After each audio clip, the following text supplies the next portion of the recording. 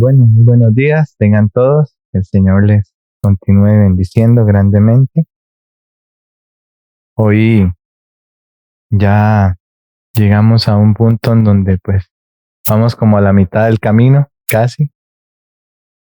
Sin embargo, pues la cosa cada vez se va profundizando más, pero no para bien, sino para mal, porque conforme fue avanzando, ¿verdad? La historia del pueblo de Dios, pues Satanás fue redoblando sus esfuerzos y pues lastimosamente ha tenido bastante éxito en su obra. Sin embargo, Dios, con todo su esfuerzo, ha logrado mantener ese hilo de conocimiento, aunque a veces bien finito, pero se ha reservado ese remanente hasta nuestros días.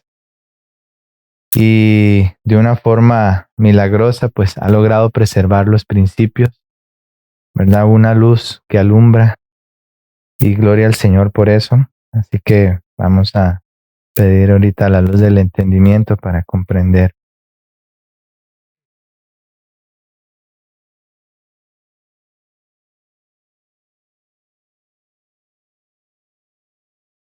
Padre, en esta mañana nos dirigimos a ti humildemente, con corazones, Señor, derramados en gratitud por el maravilloso don de la vida que nos concedes, por el milagro, Padre, de la vida, por el milagro de abrir nuestros ojos, de ver la luz con la cual iluminas este día, de tener el privilegio de poder movernos, levantarnos, hacer nuestras actividades en este día, con todos los mecanismos fisiológicos, Señor, en funcionamiento, dirigidos por ti, agradecidos por tu palabra que nos habla, que nos amonesta, que nos redarguye y nos enseña también el camino por el cual debemos andar.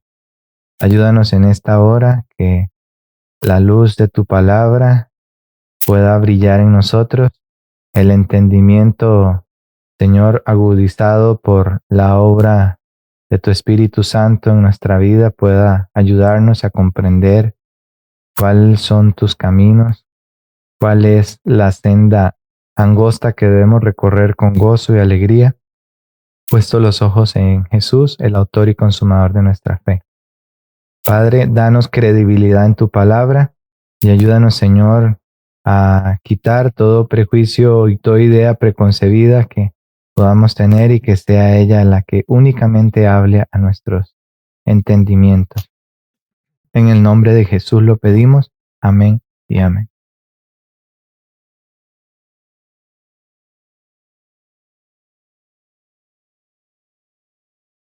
El libro del profeta Isaías, en el capítulo 1,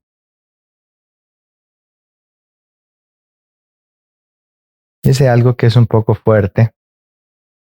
Isaías 1, el versículo 3.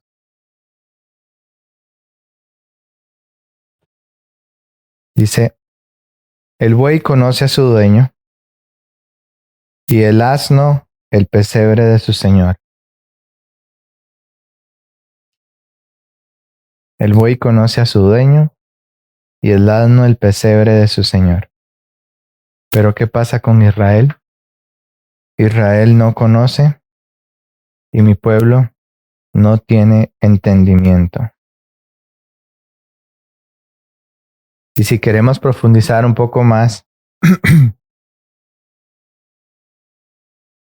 un poco más de dureza, podemos ir al libro de Jeremías, el capítulo 4, el versículo 22.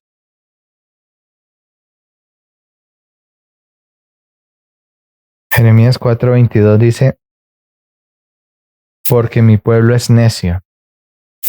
Otras versiones dicen algo un poco más fuerte. Otras versiones dicen: porque mi pueblo es estúpido. Yo pues no me resultó un poco fuerte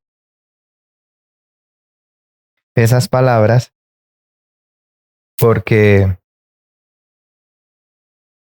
una persona en ese estado, en el estado de estupidez, no razona, no comprende, su conciencia está un poco ya casi en proceso de cauterización, ¿verdad?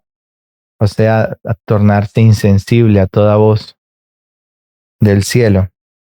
Por lo tanto, mi pueblo no solamente se ha vuelto necio o estúpido, sino que no me han conocido. Son hijos ignorantes y sin entendimiento. Son sabios para hacer el mal, pero para hacer el bien no lo saben. Eso es fuerte. Eso es fuerte porque en realidad nunca hubo sobre la tierra un pueblo con mayor luz y mayor conocimiento que el pueblo de Israel. Y así mismo el pueblo, ¿verdad? Eh, digamos, el Israel espiritual de los últimos días sigue el mismo patrón de conducta, la misma necedad, la misma, este, eh, la misma insensatez, la misma rebeldía, la misma obstinación hacia lo que Dios ha revelado.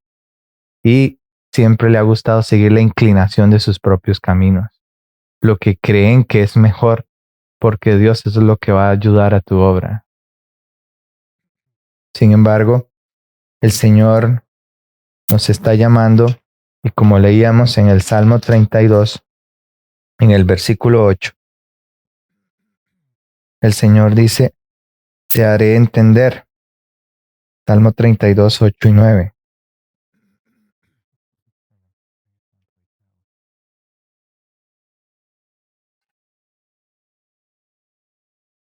El Salmo 32, 8 y 9 dice, te haré entender y te enseñaré el camino en que debes andar. A todos aquellos que han querido salir del patrón, del molde, de la corriente mayoritaria del pueblo insensato y necio, el Señor les dice, te haré entender y te enseñaré el camino en que debes andar. Y sobre cada uno de nosotros, el Señor, ¿qué va a hacer? Va a fijar sus ojos. Qué hermoso. Sobre ti fijaré mis ojos. Que fije sus ojos sobre un ser indigno, sobre un ser que no merece eso, sobre un ser que ha sido ingrato, sobre un ser que es desagradecido, sobre un ser que no lo quiere confesar, que sobre nosotros fije sus ojos. Eso es misericordia. El versículo 9 nos redarguye un poco y nos dice, no seas como el caballo o como el mulo sin entendimiento, que necesita unas riendas para irlo llevando, porque si usted lo deja, él coge por el trillo que a él mejor le parece. Pero el Señor nos dice, no seas como ese caballo, como ese mulo sin entendimiento, cuya boca ha de ser sujetada con cabestro y con freno, para que no lleguen a ti. Entrando en esto, pues vamos a entrar, hoy va a ser un poquito más eh, lleno de información y de lectura, puesto que pues necesitamos entender en detalle. Hubiera hecho un resumen así hablado, sin embargo, pues eh, quiero que leamos muy al pie de la letra cada comportamiento, cada conducta, porque pues de pronto si lo hago de forma resumida, así algunos procesos de este recorrido, de este peregrinaje de este pueblo, pues me voy a saltar cosas que en realidad pues después voy a decir, ay Dios mío, pero no mencioné esto otro que hicieron o no mencioné tal otra cosa. Y pues aunque nos demoremos y aunque a veces es un poquito más tedioso, pero vamos a ir leyendo un poco. Así que ya Dios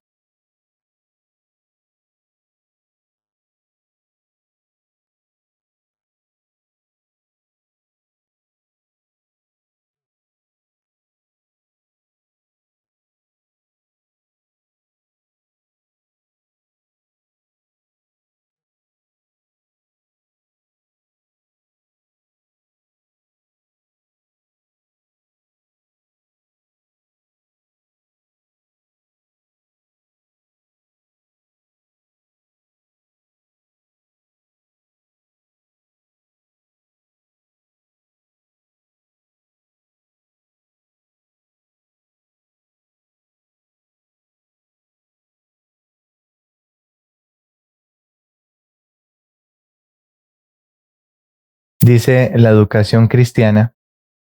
Este es otro libro, no es el libro de la educación. Este es un folletito, ¿verdad? Aparte. Dice, la ciencia de la verdadera educación es la verdad que ha de impresionarse tan hondamente en el alma que no pueda ser borrada por el error que abunda por doquier. Esta ciencia es esa verdad que ha de impresionarse tan hondamente en el alma que no pueda ser borrada por el error que abunda por doquier. Así que por eso el Señor necesita hoy, como nunca antes, que comprendamos esta ciencia. ¿Por qué? Porque Él sabe que de esto dependen resultados para vida o para muerte eterna. Y nosotros, el Señor nos invita a elegir la vida eterna, a conocer a Dios y a Jesucristo a quien Él ha enviado, porque esta es la vida eterna. Entonces,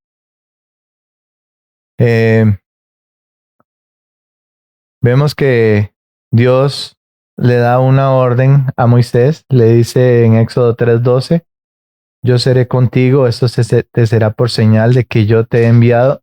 Luego que hubieres sacado este pueblo de Egipto, serviréis a Dios sobre este monte.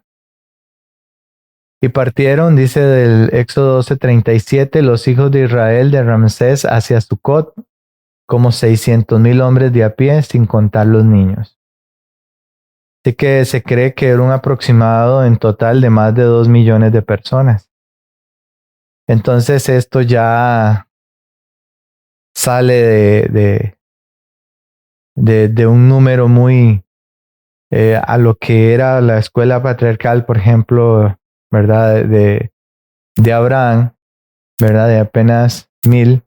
Esto ya supera, ¿verdad? Mucho más. Así que en un principio, pues Moisés incluso cree que pues tiene toda la capacidad para poder manejar algo tan exorbitante en número, ¿verdad? Y con unas conductas tan terribles y con hábitos tan, pero perniciosos y malos. Entonces el Señor le dice, te estás sobrecargando y te estás echando una carga que no vas a poder llevar.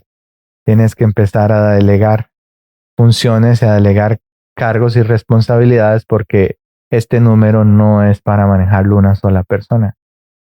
Por más que hayan personas que quieran controlar la obra como una cabeza, ¿verdad?, autoritaria, Dios nunca ha querido que ese sea el plan ni su diseño de obra y pues por eso Satanás en el sistema religioso popular pues ha establecido una cabeza que gobierne todo y de todos los movimientos. Sin embargo, pues vez tras vez cada sistema religioso que ha querido seguir el mismo patrón pues ha cometido graves errores en ese sentido. Por lo tanto, Dios va a introducir este pueblo en una escuelita muy especial, que es una escuelita de disciplina y sufrimiento. Y nuevamente se vuelve a repetir el patrón, ¿por qué disciplina? ¿Por qué en sufrimiento? ¿Por qué no en comodidad? ¿Por qué no en confort? ¿Por qué no en condiciones más, digamos, ¿cómo sería? Sí, en condiciones un poco más favorables a nuestro ser, que no involucre mucho esfuerzo ni sacrificio. Pero cuando yo leo Hebreos, rápidamente, el capítulo 5, el versículo 7 y 8, cuando veo la vida de Jesús, uno entiende por qué este pueblo necesitaba también eso. Ahora, Jesús por sí mismo podríamos decir que no necesitaba estas condiciones. Sin embargo, el Padre sabía que traía sobre sí una ley de herencia, una naturaleza, ¿verdad? En la cual este tipo de escuela a él le iba a ayudar porque él iba a aprender a desarrollar un carácter, porque no iba a venir modificado simplemente para obedecer, porque era el Hijo de Dios. Porque si no, pues Satanás, ¿para qué lo tentó? ¿Verdad? Satanás sabía que había heredado una naturaleza caída después del pecado de Adán. Ya tenía la humanidad 4,000 años de generación. Eso lo hereda él, se lo transmite su madre, porque era una ley de herencia. Entonces dice Hebreos 5:7, el cual en los días de su carne, o sea, de su naturaleza, ¿verdad? De posterior al pecado que hereda, habiendo ofrecido ruegos y súplicas con gran clamor y lágrimas, al que le podía librar de la muerte, fue oído por su temor reverente. Y aunque era hijo del Padre Celestial, por lo que padeció, ¿qué aprendió? La obediencia. ¿Cómo se entiende eso? Por lo que era hijo, y aunque era hijo, por lo que padeció, aprendió la obediencia. Entonces, Jesús también le tocó aprender por medio del sufrimiento y la disciplina, y pues eso fue también una escuela para él. Lo vamos a ver cuando veamos la escuela en la cual pues él también fue matriculado. Y Éxodo 13, el versículo 21-22 dice, Jehová iba delante de ellos de día en una columna de nube para guiarlos por el camino, y de noche en una columna de fuego para alumbrarles, a fin de que anduviesen de día y de noche. Qué misericordia y qué protección la de Dios. De día, para que esa columna, ¿verdad? Esa nube no los calcinase en el desierto. Y de noche esa columna de fuego para que no muriesen de una hipotermia en un desierto tan frío como por el cual ellos peregrinaron.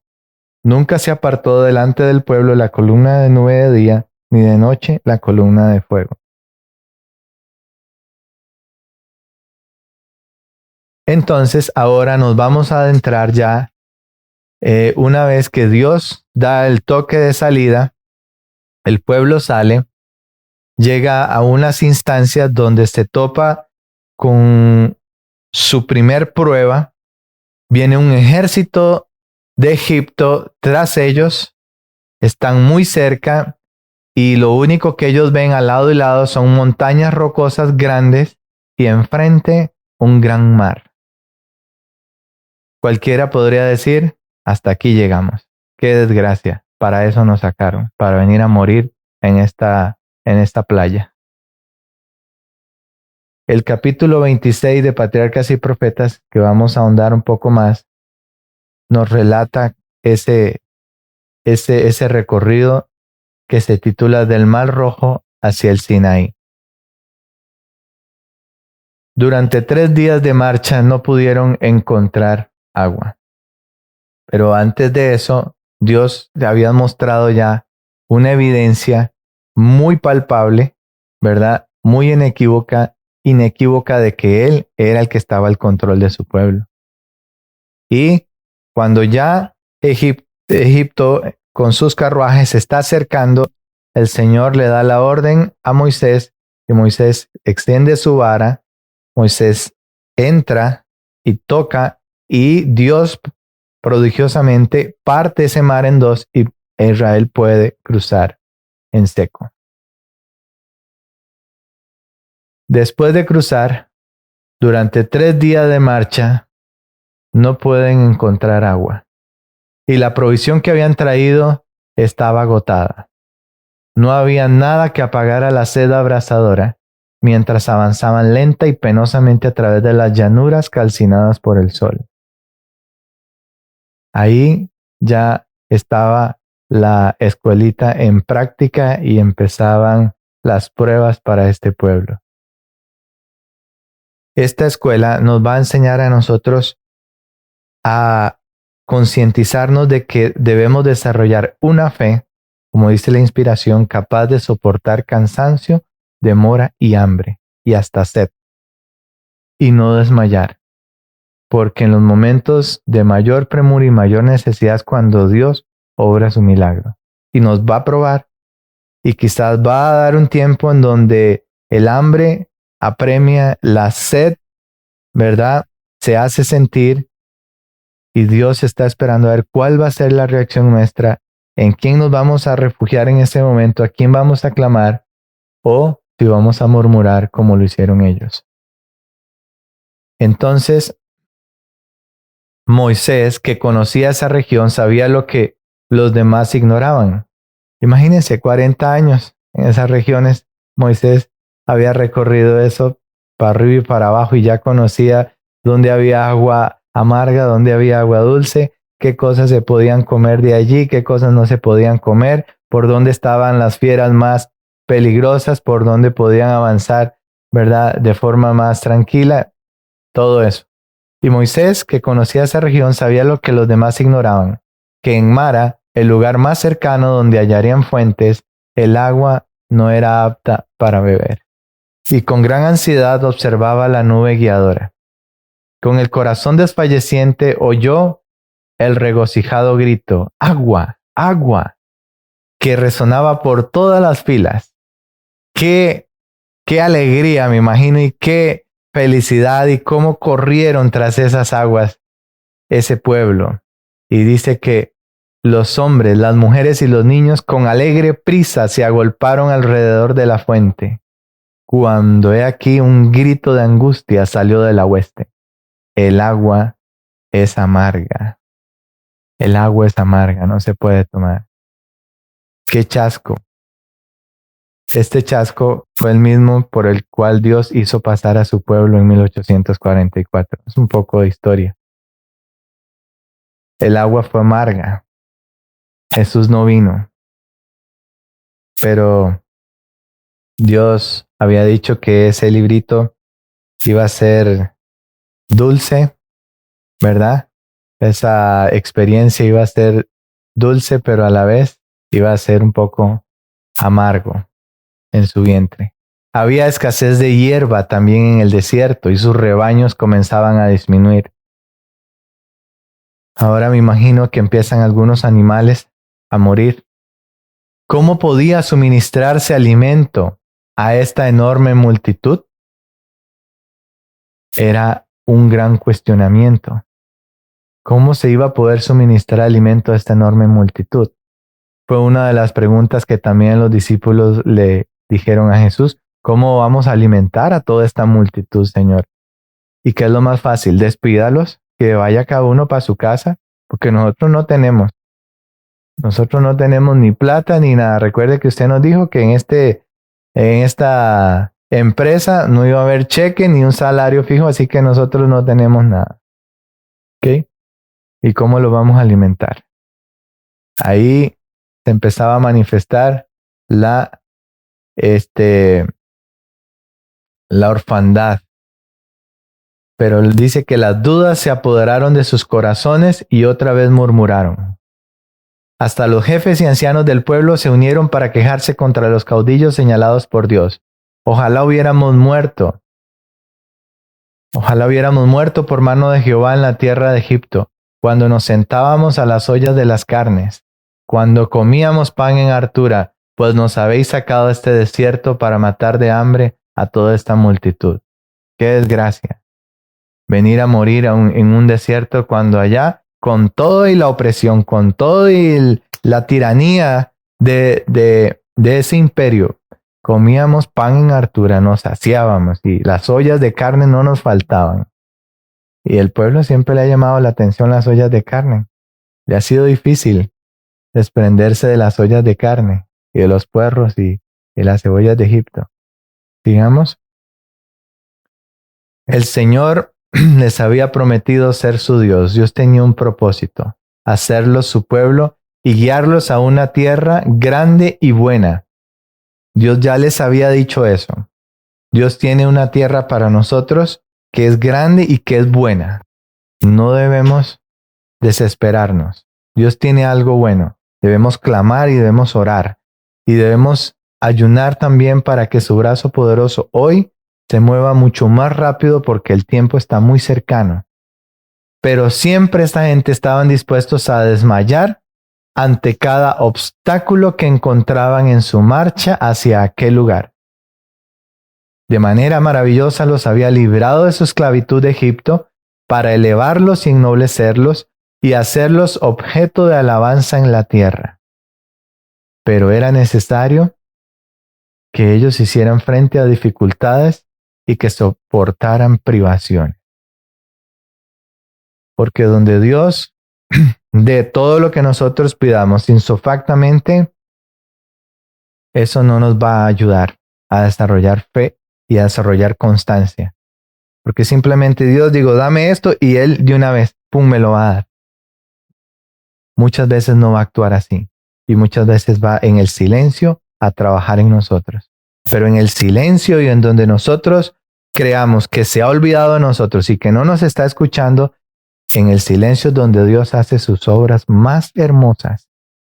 Por lo tanto, necesitamos aprender a escuchar a Dios en el silencio y a dejarlo obrar en el silencio porque Él está trabajando.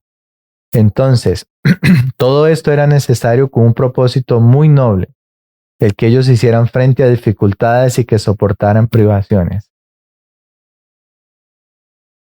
Dios estaba elevándolos del estado de degradación y preparándolos para ocupar un puesto honorable en el concierto de las naciones, no para vanagloria y no para ese exclusivismo farisaico que se llegó a desarrollar en generaciones posteriores, sino para honrar y glorificar el nombre de Dios, a fin de encomendarles importantes cometidos sagrados. Si en vista de todo lo que había hecho por ellos, ellos hubiesen tenido fe en Él, habrían soportado alegremente las incomodidades, privaciones y hasta los verdaderos sufrimientos. Por eso en esta escuela, si no aprendemos a tener el gozo de nuestro Señor, el gozo de la salvación en nosotros, cualquier cosa nos va a incomodar y nos va a amargar la vida de tal manera que vamos a ser los seres más quejambrosos, los seres más murmuradores, los seres más quejosos y siempre descontentos y peor aún, manifestando ese descontento en todos aquellos que nos paren la oreja y nos quieran escuchar y decir, ay, pobrecito, sí que lo tratan mal a usted, ¿verdad? Aquí sí que son desconsiderados con usted. Mire, usted barre la casa, es el que trapea y nadie le reconoce, nadie le da las gracias y mire que le vuelven a ensuciar y que esto y que lo otro. ¿Para qué sigue haciendo eso? Y entonces empiezan las amarguras. Pero si en vista de todo lo que había hecho por ellos, ellos hubiesen tenido fe en Él, habrían soportado alegremente las incomodidades. Solamente en fe y con el gozo del Señor se soportan las incomodidades alegremente, las privaciones y los verdaderos sufrimientos, no los que nosotros decimos, ay, que es el sufrimiento más terrible. No, esos son cosas que Satanás pone aquí y nosotros las creamos y agrandamos la película de una forma, ¿verdad? Que en donde somos unos creadores y actores, ¿verdad? De una forma y directores de guiones que pues Hollywood nos queda muy, muy pequeño a nosotros. Porque nos formamos una película y ahora yo voy a llegar y seguro me van a decir esto, o seguro deben estar pensando esto de mí, que yo soy quien sabe qué, y que yo esto aquí, que yo esto allá, cuando nadie ni siquiera está pensando en nada de eso. Entonces nos formamos cosas y nos creamos prejuicios y que por eso yo no valgo y que por eso siempre estoy en esa condición de victimización, siempre yo soy el pobrecito, la pobrecita, etcétera, etcétera. Pero no estaban dispuestos a confiar en Dios más allá de lo que podían presenciar en las continuas evidencias de su poder, y olvidaron su amarga servidumbre en Egipto. Entonces, cuando Dios nos matricula en esta escuela y le permitamos a Él esa experiencia, pidámosle fe por sobre todas las cosas y que aún en las incomodidades y en las pruebas más duras nosotros podamos estar felices y contentos. Y podamos, como dice Santiago, tener por sumo gozo cuando nos encontremos en las diferentes pruebas. No es fácil, no es fácil. Una cosa es decirlo y otra cosa es experimentarlo y vivirlo cuando ya estamos en las pruebas. Pero cuán rápido olvidamos nosotros, así como ellos. Veían y sentían tan solo las incomodidades y pruebas que estaban soportando y en lugar de decir Dios ha hecho grandes cosas con nosotros o abrir un mar y pasar en seco no es una gran cosa. Yo nunca he visto eso. O sea, literalmente. Si hemos visto cómo se han partido mares en situaciones adversas, las cuales el Señor nos ha hecho pasar en seco y nos ha dado victoria sobre esa situación. Pero ver una manifestación de esas, ir en medio de ese mar, en tierra firme, no es que ahí hundiéndose, no, en suelo firme, y ver esas grandes columnas de agua al lado y lado, eso debe ser cosa tremenda. Eso debe ser para caer ahí de rodillas y llorar y decir, Señor, perdona mi incredulidad. No soy digno. Sin embargo, Dios, debieran haber dicho, Dios ha hecho grandes cosas con nosotros, ya que habiendo sido esclavos, nos hace una nación grande. Ahora hablaban de las durezas del camino y se preguntaban cuándo terminaría su tedioso peregrinaje. Lo que no se dan cuenta es que lo que hubiese sido muy rápido, ellos lo extendieron, no por causa de Dios, no porque Dios se place verlos en ese desierto soportando todas esas cosas, sino por la dureza de su corazón, porque no querían rendirse a sus pies y dejar que Él guiara todo. Y entonces, ¿para quién va a ser esta lección? Dice que la historia de la vida de Israel en el desierto fue escrita para beneficio del Israel de Dios hasta el fin del tiempo. ¿Para quién? Para beneficio del Israel de Dios hasta el fin del tiempo, hasta los últimos días. Para beneficio nuestro. El relato de cómo trató Dios a los peregrinos en todas sus idas y venidas por el desierto, en su exposición al hambre, a la sed y al cansancio, y en las destacadas manifestaciones de su poder para aliviarlos, está lleno de advertencias e instrucciones para su pueblo de todas las edades hasta nuestros días. Las variadas experiencias de los hebreos eran una escuela destinada a prepararlos para su prometido hogar en Canaán.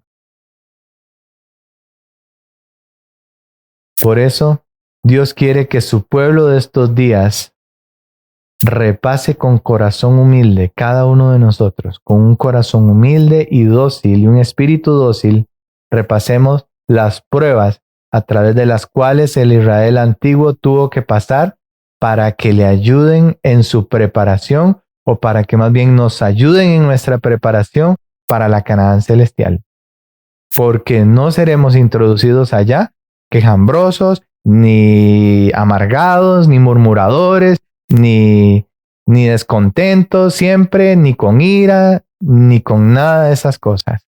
Solamente lo que ha permitido ser transformado por Dios es lo que va a poder entrar en el gozo de esta Canaán celestial.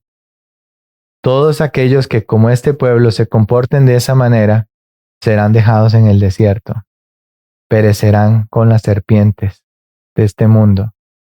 ¿Cómo nos hubiéramos comportado nosotros ante ese escenario? Hubiésemos sido diferentes, ¿verdad? Si yo hubiese visto ese mar, hubiese sido diferente, ¿verdad? ¿O qué creen ustedes? ¿Cómo hubiéramos sido nosotros? ¿Cómo hubiéramos reaccionado nosotros ante un cuadro como ese? Vamos a ver. Sigue diciendo Patriarcas y Profetas. Muchos recuerdan a los israelitas de antaño y se maravillan de su incredulidad y murmuración, creyendo que ellos no habrían sido tan ingratos. Nosotros no hubiéramos sido como esta gente. Nosotros hubiéramos sido diferentes. Nosotros hubiéramos caminado ahí con el Señor, ¿verdad? Con pie de plomo, pianitos, ahí caminando a la orden del Señor, sin quejarnos ni nada. Pero cuando se prueba nuestra fe, aún en las menores dificultades, no manifestamos más fe o paciencia que los antiguos israelitas. ¿Cómo nos ponemos? ¿En qué estado nos ponemos? Vamos de aquí para allá. Ay, Dios mío, no puedo comer, se me va el sueño, estoy en un estado de angustia tal, ahogándome en un vaso de agua. Cuando el Señor quiere que simplemente confiemos en su omnipotencia, porque se ha dado a Jesucristo lo más hermoso que el cielo tenía en este momento y sigue teniendo, ¿cómo no nos dará también, dice Pablo, con Él todas las demás cosas? Entonces, cuando se nos colocan situaciones estrechas, murmuramos contra los medios que Dios ha elegido para purificarnos. Y aunque se suplan nuestras necesidades presentes, muchos nos negamos a confiar en Dios para el futuro. Aunque veamos un mar literalmente partirse frente a nosotros, en la siguiente prueba otra vez estamos diciendo, ¿por qué, señores? ¿Y por qué a mí? Lo hemos dicho, ¿verdad? Muchas veces. ¿Por qué esto a mí? ¿Por qué no le sucede eso a fulano de tal que anda ya matando, que anda robando, que anda haciendo esto, que anda con droga, que anda en aquello y en esto? ¿Por qué me suceden estas cosas a mí si yo estoy tratando de seguirte y de servirte? Lo que no vemos es los métodos que Dios ha elegido para purificarnos. Eso está obrando en nosotros un eterno y peso de gloria. ¿Okay? Eterno y excelso peso de gloria. Por lo tanto, dice, vivimos en constante ansiedad por temor a que nos alcance la pobreza y que nuestros hijos tengan que sufrir a causa de todas esas circunstancias. Y por eso decimos, yo no quiero que mi hijo y mi hija pase por lo que yo pasé y sufra lo que yo sufrí. Y no es que ellos también tengan que llevar garrote o leño, como quizás nuestros padres o nuestros abuelos y tatarabuelos creyeron que era la mejor forma, ¿verdad? De criarnos y todo lo demás. No se trata tampoco de eso. Pero es dejar que las circunstancias les lleguen también a ellos, las privaciones, para que aprendan a desarrollar carácter y aprendan a ser rectos e íntegros y a confiar en el Señor. Por lo tanto, algunos, dice, están siempre en espera del mal o agrandan de tal manera las dificultades que realmente existen, que sus ojos se incapacitan para ver las muchas bendiciones que demandan su gratitud. Y los obstáculos que encontramos, en vez de guiarnos a buscar la ayuda de Dios, única fuente de fortaleza, nos separan de Él, porque despiertan inquietud y quejas. Despiertan inquietud y quejas. Creo que dice el libro de Isaías.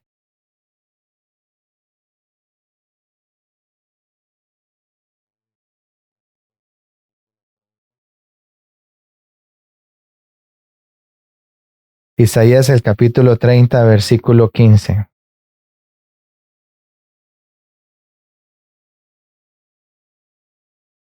Porque así dijo Jehová el Señor, el Santo de Israel, en descanso, o sea, en confianza plena, en fe, en descanso, en reposo, en quietud, seréis salvos.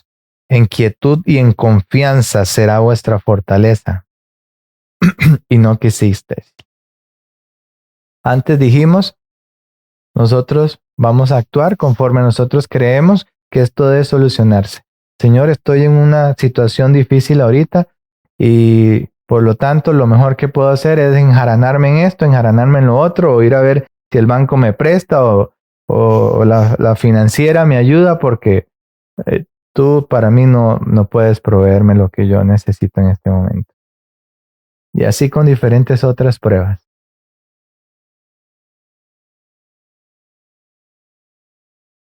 Ahora, Dios también quería hacer de este pueblo un pueblo muy especial en cuanto a su forma de adoración, ¿verdad? En cuanto a la música que debía ennoblecerlos y también en cuanto a su patrón alimenticio.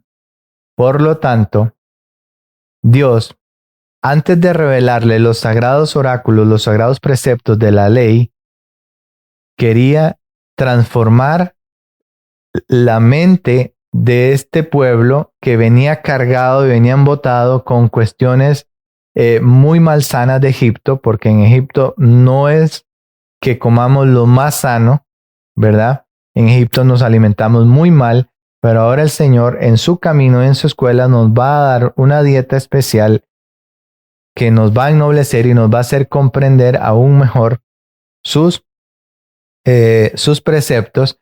Y por eso es que este pueblo, antes de revelarle en el monte del Sinaí los preceptos del decálogo, quiso transformar la dieta, su estilo de vida alimenticio, pero Israel no quiso. Asimismo, en 1863, a este pueblo, al Israel espiritual de los últimos días, le reveló una dieta especial, ¿ok? Le da una reforma pro salud, porque en 1872 le iba a dar un mensaje muy sagrado que iba a ser el mensaje de la salida al campo y juntamente con ese mensaje la verdadera ciencia de la educación. Porque ésta se iba a desarrollar no en las megaciudades, sino en el campo. Y Dios sabía que si su pueblo salía al campo necesitaba una forma de vida y un pensum académico que lo capacitara para desarrollar el plan para el cual él lo iba a sacar, porque Dios no quiere que su pueblo salga al campo allá a ser ignorante o a ser analfabeta y que los hijos de allá simplemente vivan como ermitaños en una montaña, ¿verdad? O en un monte y simplemente pues vivan para sí allí, porque también nos podemos perder en el monte. Por lo tanto, la educación de los israelitas incluía todos sus hábitos de vida. Dios no iba a dejar algo sin trabajar. Recordemos que el propósito de la verdadera educación es desarrollarnos a nosotros física, es un desarrollo armonioso de las facultades físicas, mentales y espirituales. Hasta en la provisión de alimentos Dios buscó su mayor bien. El maná con que los alimentaba en el desierto era de tal naturaleza que aumentaba su fuerza física, mental y moral. ¿Qué tenía como propósito este tipo de alimento? Aumentar su fuerza física, mental y moral. Un alimento que caía del cielo. Me imagino que los duchos de aquel tiempo en materia de nutrición dijeron, nos vamos a desnutrir porque ya no tenemos las ovejas y las vacas para alimentarnos, ¿verdad? O Dios no quiere que nos alimentemos de ellas, sino que nos alimentemos de este alimento. ¿Ok? Pero Dios, cuando le da un régimen alimenticio a su pueblo, se cerciora y se asegura de que ese régimen cumpla con todos los elementos nutricionales que necesitamos para crecer fuertes. De tal manera que nadie nos vea a nosotros ahí, ni desnutridos, ni pálidos, ni débiles, ni ahí desmayándonos ante el mínimo esfuerzo, ni mucho menos, no. Sino que la gente vea ese régimen y aún nos vean levantando cargas, aún nos vean echando un machete, aún nos vean tirando un asadón y digan, mira, no se desmaya, ni se desploma, ni nada, ni lo veo ahí todo debilucho, no, sino que nos vean con toda la energía. Por lo tanto, mientras el pueblo vagaba por el desierto, el canto también era un medio de grabar en sus mentes muchas lecciones preciosas. ¿Okay? Era una música muy solemne, era algo que elevaba hacia el cielo y algo que quiero recalcar también en el asunto del maná es que cuando nosotros vemos el maná, ¿a qué hora es que tenían que salir a recoger el maná? ¿A qué hora normalmente se recogía el maná? Antes de que saliera el sol. Antes de que saliera el sol. El maná también es un símbolo del pan espiritual, del alimento espiritual que nosotros debemos recibir antes de que el sol salga. Todo hijo e hija de Dios que salga a recoger el maná, o sea, que vaya a tener comunión con la palabra y con Dios, después de las 7, 8, 9 de la mañana, como se levanta tan tarde porque se acuesta tarde y quiera buscar a Dios a esas horas, ya le ha salido el sol y ya le ha derretido el maná, y ese maná no va a ser de edificación porque posiblemente no va a encontrar la quietud que pudiera encontrar en las horas de la madrugada para poder tener comunión con Dios y poder escuchar mejor la voz de Dios. Eso es un detalle muy importante que debemos tomar en cuenta. El maná se sale a su encuentro y se sale a degustarlo, se sale a comerlo en horas de la madrugada, antes de que el sol salga. También el santuario iba a ser una escuela de enseñanza para ellos. Tenía un propósito muy solemne. Compadecido de su debilidad, dice la inspiración, Dios le dio un símbolo a su pueblo de su presencia. Y en Éxodo 25:8 le dijo, harán un santuario para mí y habitaré en medio de ellos. No lo iban a poder presenciar cara a cara, sin embargo, iban a tener siempre la seguridad y la garantía de su presencia. Cuando esa Shekinah, ese brillo especial se posesionaba de ese lugar, el lugar santísimo, y entonces podían ver esa manifestación, esa presencia de Dios. Y así reveló Dios a Israel, al cual deseaba ser morada suya, su glorioso ideal del carácter. Pero por sí mismos eran impotentes para alcanzar ese ideal. La revelación del Sinaí solo podía impresionarlos con su necesidad e impotencia. Otra lección debía enseñar el tabernáculo mediante su servicio de sacrificios, y era la lección de justificación por la fe en Cristo, porque cada uno de esos sacrificios representaba la sangre que en generaciones sucesivas iba a venir a dar a este mundo o en este mundo el Hijo de Dios. Por lo tanto,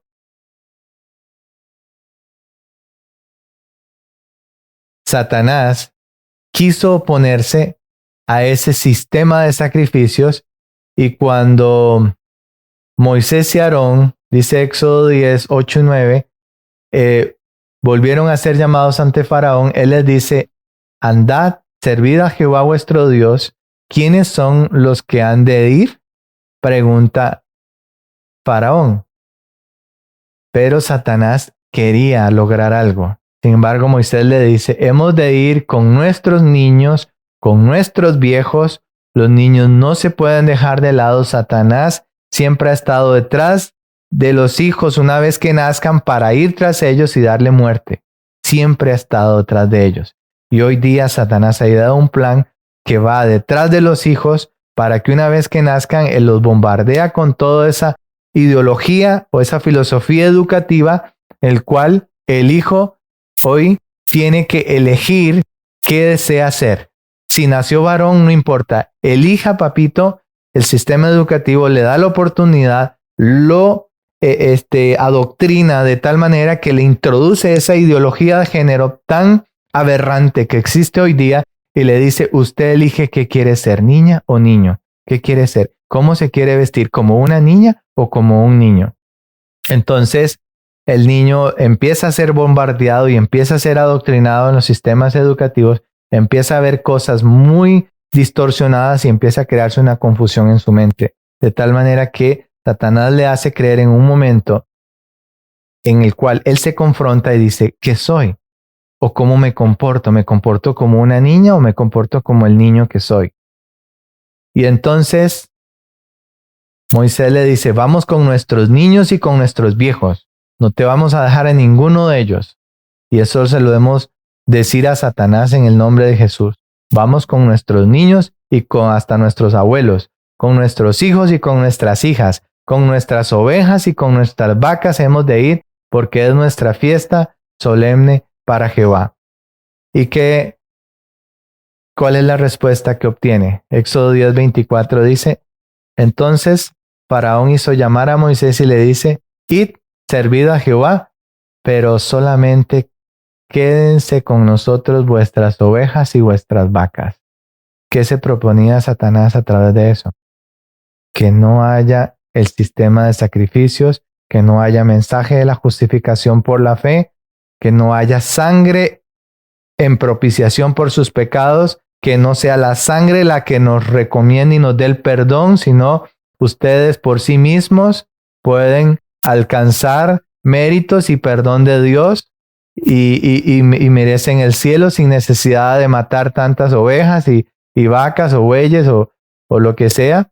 Entonces Satanás a través de Faraón le dice: solamente se van a quedar con nosotros las ovejas y las vacas. Vayan también vuestros niños con vosotros. Pero el Señor no lo permitió. Y Dios le dio el valor suficiente, tanto a Aarón como a Moisés, para decir: nos vamos con nuestros niños, nos vamos también con nuestros abuelos y también nos vamos con nuestras vacas y con nuestras ovejas. ¿Qué escuela artesanal era la del desierto? tenía por maestros a Cristo y sus ángeles en todo ese sistema de ceremonia que Dios estableció para su pueblo. Ahora, Satanás dijo, no pude evitar que se llevara a cabo el sistema de sacrificios por el cual reconocían a Jesús como su Salvador, en un símbolo. Entonces dijo, ahora voy a hacer algo. Y como cuando él no puede contra el enemigo, lo que hace es infiltrarse y aliarse, ¿verdad? Es su estrategia. Entonces ahora dijo, voy a corromper el sistema de sacrificios de tal manera que ya nadie sienta la consecuencia de su pecado y que se les haga tan natural degollar una oveja o un carnero, cualquier cosa, que no sientan ya esa prefiguración de lo que eso simboliza, ¿ok? Que ya no puedan ver a Cristo y que incluso lleguen a negociar, a comerciar o a comercializar tanto el sistema de sacrificios, que fue lo que encontró Jesús cuando vino a esta tierra. Su casa, una casa de cueva de ladrones, de mercaderes y muchas otras cosas, las cuales cada vaca o una oveja se vendía al precio exorbitante y entonces ya no daban tampoco el mejor sacrificio, sino que se ofrecían corderos cojos y corderos con una oreja más grande que otra, enfermos y todo lo demás, cuando Dios había dicho, lo que me ofrezcan a mí tiene que ser sin defecto, macho de 1 año, según el libro de Éxodo. Ofrendas sin defecto, sacrificios sin defecto, porque eso es lo que Dios demanda de nosotros. Y Romanos 12:1 dice, debemos presentar a Dios o debemos presentar nuestros cuerpos como un sacrificio vivo, sin defecto, a Dios. Ese es el tipo de ofrenda que Dios quiere que sea. Dios quiere que seamos cada uno de nosotros. Por lo tanto, todo el pueblo debía cooperar en la preparación del santuario y sus utensilios, y había trabajo para el cerebro y las manos. Así que era una escuela muy completa. No solamente iban a utilizar las manos, ¿verdad?, en las artesanías, sino también sus facultades mentales.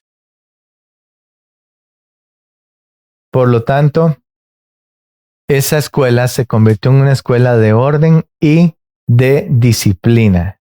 Todo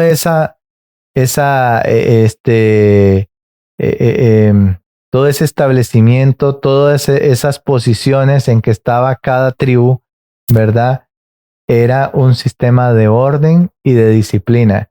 Y cada tienda, ¿verdad?, en la que moraba cada uno de sus hijos, debía estar siempre limpia, porque el Señor se movía allí, sus santos ángeles se movían también. Por lo tanto, allí no había impurezas, ahí no podía decir, bueno, vamos a tirar la basura por acá y que quede ahí alrededor y todo eso. No, todo eso debía estar impecable.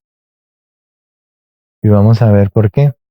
Cuando nosotros leemos el Evangelio de San Juan en el capítulo 20, en el versículo 6 y 7, vamos a ver por qué todo eso tenía que manejarse en limpieza, en higiene. Todas sus necesidades no iban a ser hechas ahí, sino que iban a un lugar un poco más distante e iba a taparse bien, porque el Señor se paseaba allí. Ahora vemos en el momento cuando Jesús ha muerto y está en el sepulcro, una vez que dice que llega Simón Pedro tras él y entró en el sepulcro y vio los lienzos puestos allí, los lienzos en que habían envuelto a Jesús, el cuerpo de él, y también vio el sudario. Pedro los vio, que el sudario también que había estado sobre la cabeza de Jesús, los vio tirados por allá, porque Jesús, una vez que resucitó y se levantó, los tiró por allá y salió y dejó todo ahí desarreglado, todo aquello, ¿verdad? Como muchas veces dejamos la habitación nosotros y la cama. No, dice que y el sudario que había estado sobre la cabeza de Jesús, no puesto con los lienzos, sino doblado en un lugar aparte.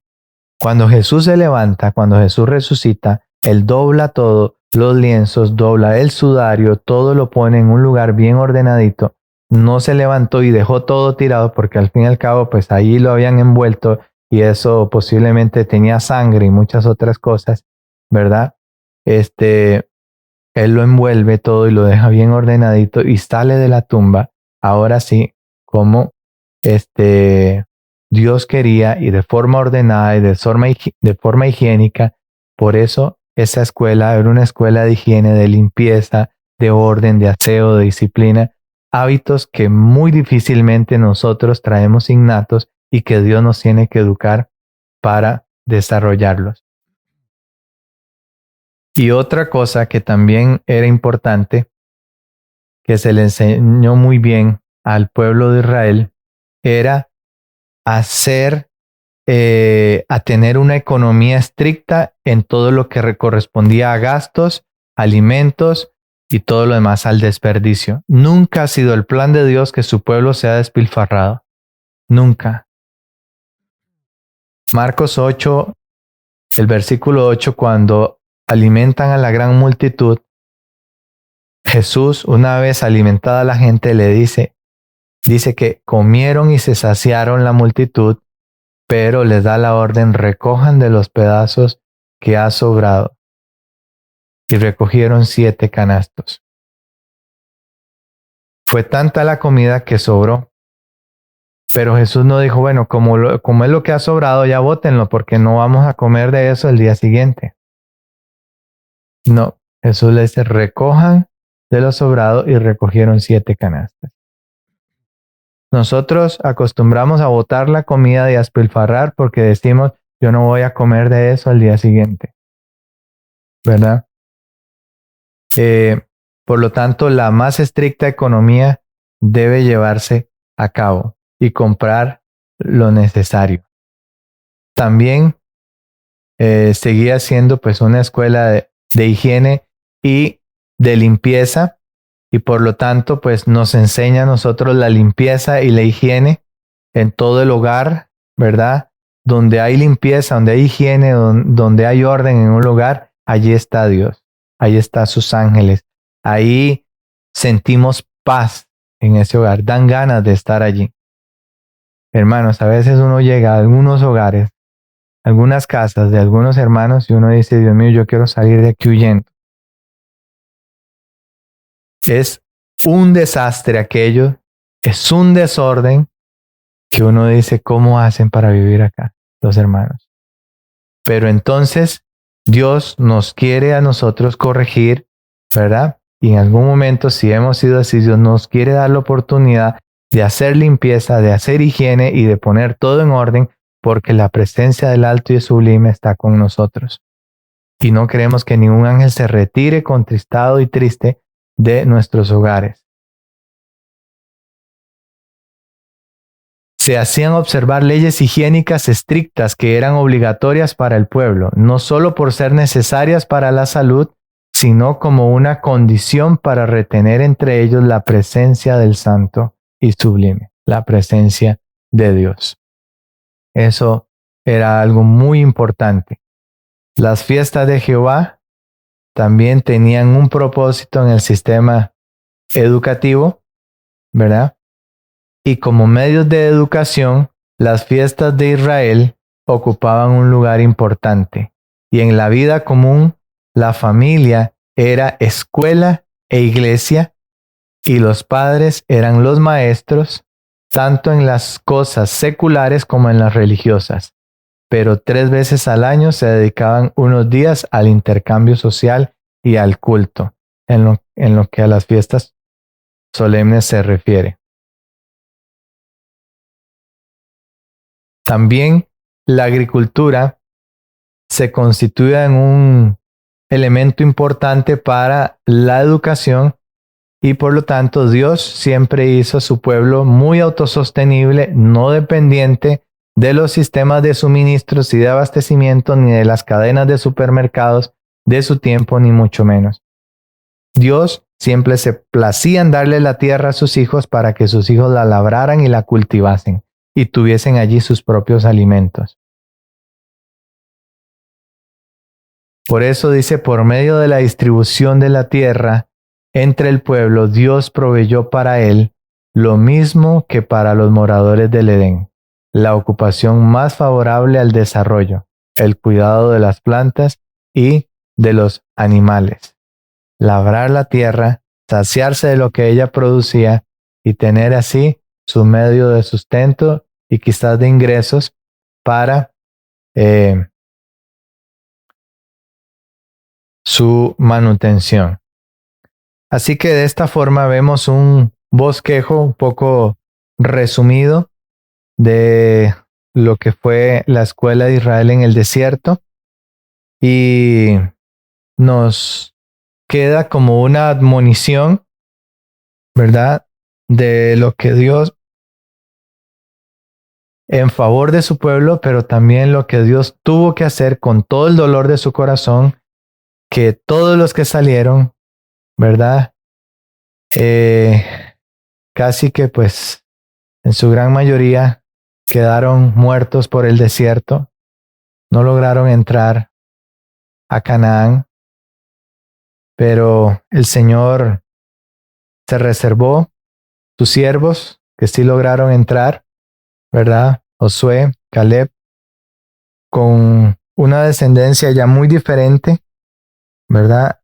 De lo que había salido y por lo tanto, pues, Dios siguió preservando su linaje hasta que llegó otra escuela que entró en un sistema educativo que iba a tener también una variación y fue la escuela de los profetas, que va a ser la siguiente escuela que vamos a ver qué propósito tenía el Señor con esta escuela y cómo se proponía restaurar todo el caos que había ocasionado ya Satanás a través de esta filosofía educativa que llegaron a adoptar ellos en el desierto y después en sus generaciones siguientes, como la apostasía a veces había llegado a un punto tal que Dios tiene que levantar siervos, ¿verdad? Con un mensaje muy directo y con una filosofía educativa que pues trabajara en las mentes de ellos, porque ya pues habían llegado muchos dioses a sus vidas, dioses ajenos, que no eran los creadores del cielo ni de la tierra, y por lo tanto pues estas escuelas tienen un propósito y también pues vamos a ver cómo el enemigo logró también infiltrarse en ellas, así que pues no nos extrañe que también en nuestros días, ¿verdad? Él haya hecho su infiltración en diferentes sistemas educativos cristianos de hoy día y pues nos invita también a reflexionar en esta conducta de este pueblo porque es una advertencia para nosotros y el Israel de los últimos días. Así que pues en esta escuela seguiremos aprendiendo un poco más del propósito de Dios al educarnos. Así que pues el Señor nos continúe bendiciendo. Vamos a orar.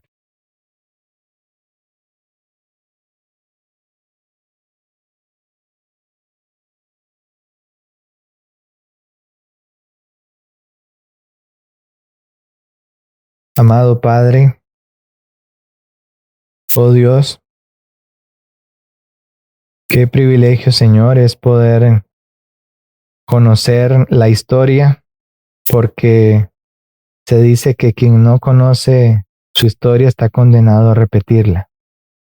Por eso, Padre, no queremos desconocer la historia de tu pueblo a través de las edades, cómo los conduciste, cómo oh Dios, los llevaste y cómo los cuidaste, los preservaste, pero cómo también se rebelaron contra tu voluntad y siguieron tras sus inclinaciones.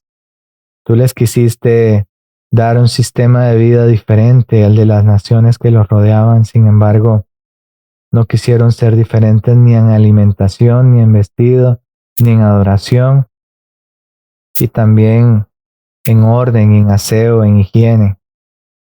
Tú te propusiste, oh Dios, a través de un sistema sagrado como el santuario, enseñarles orden, aseo, higiene, disciplina, eh, a que tuvieran una manifestación más palpable de tu presencia y cómo tú te movías en medio de ellos, Señor. Eso los hubiese llevado a ser más conscientes de todo lo que hacían, aún en sus pensamientos, en sus palabras, porque estaban ante tu presencia. Asimismo, quieres que nosotros nos conduzcamos y por eso quieres enseñarnos la forma correcta de cómo vivir para que obtengamos los resultados más positivos en esta vida. Que nos preparen, Señor, para el gozo del servicio en la vida eterna. Gracias porque tú te has propuesto en nosotros enseñarnos y educarnos para que podamos vivir de tal manera que tu nombre sea honrado y glorificado. Perdona, Señor, nuestras inquietudes, desasosiegos, nuestras quejas, nuestras murmuraciones. Perdónanos, Señor, porque somos malagradecidos con todo lo que tú has hecho por nosotros, Señor. Y no merecemos nada, Padre, pero aún así tu misericordia es tan grande que aún el sol y la lluvia haces caer sobre justos e injustos. Gracias, oh Padre, porque tú eres bueno y porque para siempre es tu misericordia. Cuídanos en este día y a nuestras familias también, en el nombre que sobre todo nombre lo pedimos todo, en el nombre de Jesús. Amén y amén.